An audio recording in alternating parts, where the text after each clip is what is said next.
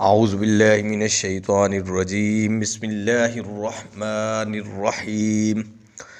وَإِذْ قَتَلْتُمْ نَفْسًا فَادَّارَأْتُمْ فِيهَا وَاللَّهُ مُخْرِجٌ مَّا كُنتُمْ تَكْتُمُونَ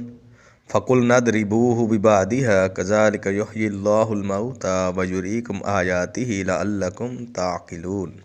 صدق اللہ العظیم۔ وَإِذْ قَتَلْتُمْ، اور جب قتل کیا تم نے، نفساً ایک جان کو، فَادَّارَأْتُمْ فِيهَا، پس تم ایک دوسرے کو الزام لگانے لگے، وَاللَّهُ مُخْرِجٌ مَّا كُنتُمْ تَكْتُمُونَ، اور اللہ کو ظاہر فرمانا تھا جو کچھ تم چھپاتے تھے۔ فَقُلْنَا اضْرِبُوهُ بِبَعْضِهَا، پس ہم نے فرمایا اس مقتول کو اس گائے کا ایک ٹکڑا مارو۔ كَذَلِكَ يُحْيِي اللَّهُ الْمَوْتَىٰ وَيُرِيكُمْ آيَاتِهِ لَعَلَّكُمْ تَعْقِلُونَ، اور اللہ یوں ہی مردے جلائے گا، زندہ کرے گا، اور تمہیں اپنی نشانیاں دکھاتا ہے کہ تمہیں عقل ہو۔ ان آیات مبارکہ میں پچھلا جو گائے کا ذکر آ رہا تھا اس کے متعلق ہے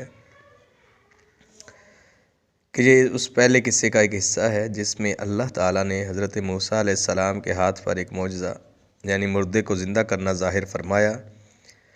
یعنی کہ اے اسرائیلیو، تم وہ واقعہ بھی یاد کرو جب کہ تم نے آپس میں ایک خون کر کے دوسرے کو تہمت لگائی تھی، اور اللہ چاہتا تھا کہ اصل واقعہ کو ظاہر فرما دے جس کو تم چھپا رہے تھے۔ لہٰذا اللہ تعالیٰ نے موسیٰ علیہ السلام کی معرفت تم کو حکم دیا کہ تم ایک گائے ذبح کرو۔ جب تم نے حیل و حجت کے بعد، یعنی کہ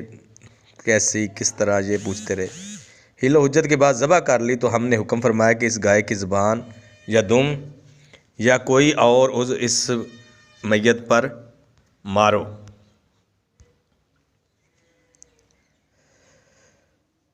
یا اس پر رکھ دو تو وہ جی اٹھے گا۔ تم نے ایسا کیا اور اس نے زندہ ہو کر اپنا قاتل بتا دیا، اور وہ جو قاتل تھا جس نے یہ سازش کی تھی چچا زاد بھائی کے لیے کہ اس کی وراثت کا مالک بن جائے گا، جب اس قاتل کا نام بتا دیا گیا تو وہ قاتل میراث سے بھی محروم ہوا اور قصاصاً قتل بھی ہوا۔ اس سے یہ بھی پتہ چلا کہ لالچ بری بلا ہے، اور خصوصاً لالچ میں آ کے غلط کام کرنا یہ اس سے بھی برا ہے۔ کبھی لالچ میں آ کر برا کام اور غلط لائن پر نہیں چڑھنا چاہیے، چلنا چاہیے۔ اور اس واقعہ کو دیکھ کر سن کر سمجھ لو، اسی طرح اللہ تعالیٰ آئندہ بھی مردوں کو زندہ فرمائے گا۔ وہ اللہ تعالیٰ اپنی اس قسم کی نشانیاں اسی لیے دکھاتا ہے کہ تم اس قادر مطلق کو سمجھو کہ تمہارا رب کتنی شانوں کا مالک ہے، اور کیسی شانوں کا مالک اور کیسا عظیم مالک ہے، اور اسی طرح اس پر ایمان لے آؤ۔ جسم کی زندگی جان سے ہے، اور جان کی زندگی ایمان سے، دل کی زندگی محبت رحمان سے۔ جیسے مردہ زندہ ہوا مگر موسیٰ علیہ السلام کے فیض اور گائے کی قربانی سے، یوں ہی اللہ تعالیٰ مردہ دلوں اور مردہ ضمیروں کو کسی کی نظر کرم سے زندہ کیا کرتا ہے کہ بغیر وسیلہ نبی یا ولی زندہ کرے۔ وہ کر تو سکتا ہے لیکن وہ کرتا ان کے وسیلے سے ہے، یعنی کہ وہ ہر چیز پر قادر ہے، بغیر وسیلہ کے بھی سب کچھ کر سکتا ہے، لیکن اس نے ایک کائنات میں ایک طریقہ، ایک منظم نظام دے دیا ہے کہ اللہ کے ولیوں کے وسیلہ سے، اللہ کے نبیوں کے وسیلہ سے دین اور دنیا کی بہتری نصیب ہوتی ہے۔